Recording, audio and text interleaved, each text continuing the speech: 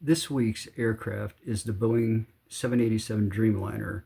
Its first flight was on December 15th of 2009, and as of July of 2024, 1,138 have been built. The advantage of this flying city over the 747, 757, 767 is that it burns 20% less fuel. It's a twin jet powered by either a GE NX or a Rolls-Royce Trent 1000. Carry 248 passengers up to 7,300 miles. As of today's date, the aircraft has not experienced any fatalities, and if you're going to fly, especially distance, this is one of your preferred aircraft. Hope you enjoyed this one.